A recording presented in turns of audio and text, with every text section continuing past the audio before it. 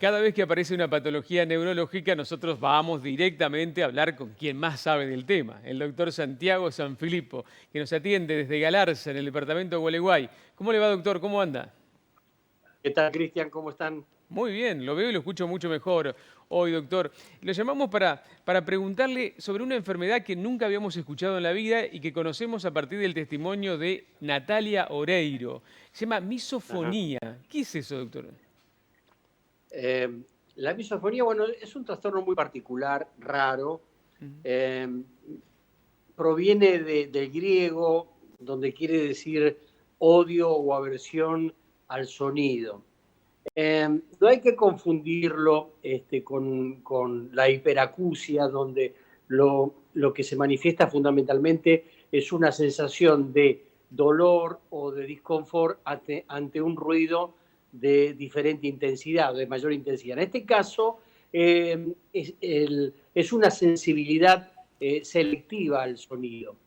Son sonidos cotidianos que están producidos por lo general por el cuerpo de otra persona. Por ejemplo, el ruido que hacemos al tragar, el ruido al comer, el ruido al masticar o al torcer o al tomar la sopa, por ejemplo, o también puede ser cuando, por ejemplo, se tocan dos utensilios, por ejemplo, el cuchillo y el tenedor. Bueno, eso hace que la persona desencadene una crisis de angustia y de ansiedad con conductas a veces un poco agresivas. A esto se refiere la misofonía específicamente. Claro, porque la mayoría de nosotros puede decir, a mí me molesta el ruido de los cuchillos, de afilar cuchillos, me molesta, no sé, cuando alguien mastica chicle, pero una cosa es que le moleste y otra cosa es que sea una patología que le produzca hasta ataques de pánico, dijo ella. Exactamente, sí, se produce un ataque de pánico, una crisis de angustia importante, con sudoración, palidez, falta de aire, sensación de desvanecimiento, una crisis bastante importante que suele desencadenar estos ruidos. Bueno, con el tiempo, si bien esto se desarrolla a partir de la adolescencia por lo general, con el tiempo se aprende a manejar un poco esta sensación. Pero no se cura No se por... conoce, sí. Ah, ¿Cómo? no, no le iba a preguntar No, eso no, justamente, que no se cura, no tiene un remedio ni una cura definitiva. no se sabe dónde está localizado, en qué área del cerebro está localizada esta patología. Seguramente tiene que ver con lo que llamamos síndrome de desensibilización central, que son trastornos que tienen que ver fundamentalmente con el displacer, en el dolor, en la zona más profunda del cerebro, en el tálamo.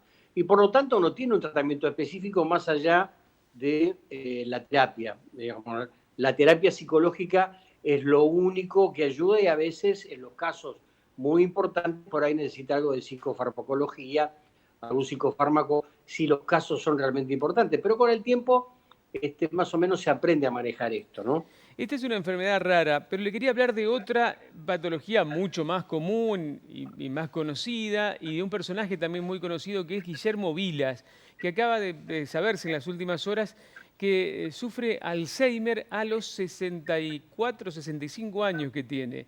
¿Es raro que sea esa edad, doctor? ¿Cuánto 67 tiene, No, no, 67. no. A partir de los 60 años el Alzheimer se vuelve mucho más frecuente y a medida que va transcurriendo la edad, si uno aumenta en edad, la posibilidad de tener Alzheimer o una demencia desde el punto de vista vascular es cada vez más frecuente. No es raro, inclusive hay Alzheimer o demencias juveniles que se manifiestan después de los 40 o 50 años. Si uno lo suele ver raramente, pero se ve. Pero a partir de los 60 es donde comienza, digamos, la edad de riesgo, donde comienzan los trastornos de memoria, principalmente, si uno se empieza a olvidar de las cosas cotidianas de un día para el otro, no de la memoria remota. La memoria antigua permanece Sí. bien, pero la memoria de todos los días, eso se va perdiendo. Y luego se le van agregando algunos otros problemas como desorientación espacial, se pierde en el camino, se pierde al salir, a veces se pierden dentro de la propia casa, o Sí.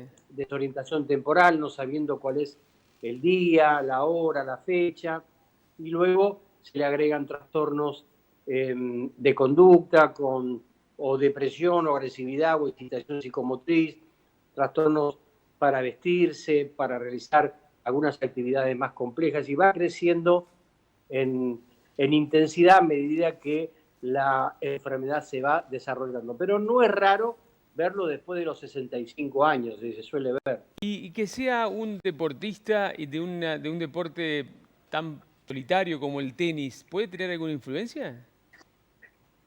No, fundamentalmente uno sabe que a veces hay ciertas personalidades en las cuales uno puede ver que el Alzheimer es más frecuente e inclusive el Alzheimer está muy desarrollado está muy en relación, perdón, con las actividades cognitivas previas. Y si uno está intelectualmente más preparado, es cierto que existe menos posibilidad de tener Alzheimer. Ahora, la parte física también tiene que ver porque una buena actividad física también garantiza que haya una buena oxigenación cerebral Claro. y como sabemos todas las enfermedades neurológicas también, aún las mentales, tienen relación con la parte física.